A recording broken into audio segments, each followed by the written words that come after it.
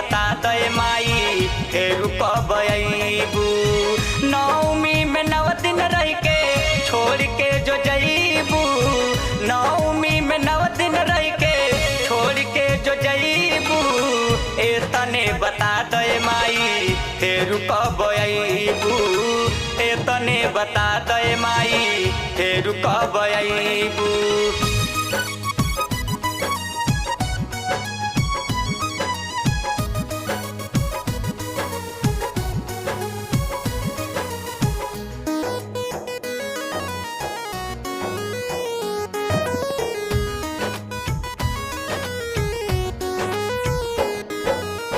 ऊंचे पहाड़े काहे बस गइल माई, तड़पेला दिल के से दुखवा सुनाई, तड़पेला दिल के से दुखवा सुनाई।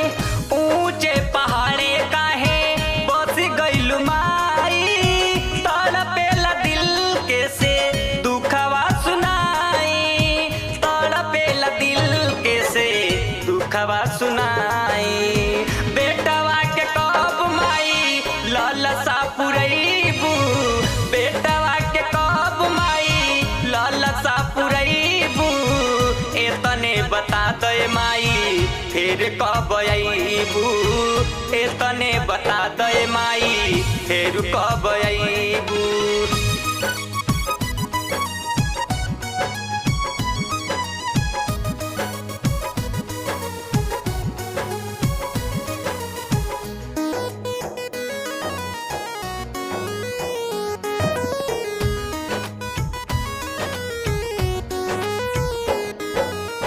झोली भरेलू हर कष्ट हरेलू, लाखों हजारों मैया रूपवा धरेलू, लाखों हजारों मैया रूपवा धरेलू। झोली भरेलू हर कष्ट हरेलू, लाखों हजारों मैया रूपवा धरेलू, लाखों हजारों मैया रूपवा धरेलू।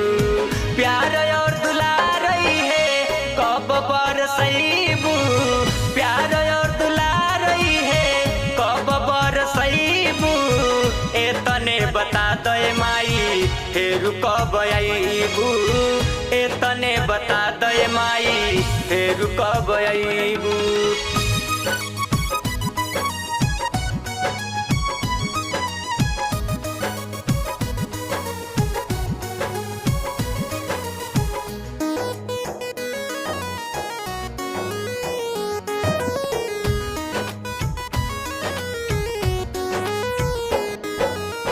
राजा धर्मेंद्र ओपी कइले पूजैया, संगवा में सदानंद सर्वेश भैया, संगवा में सदानंद सर्वेश भैया।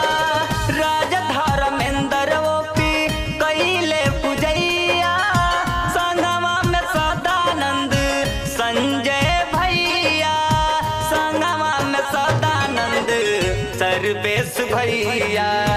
राइटर राजेश कहे कबो ना भूलैबू, राइटर राजेश कहे कबो ना भूलैबू, ए तने बता दे माई फिर कब अइबू। ए तने बता दे माई फिर कब अइबू।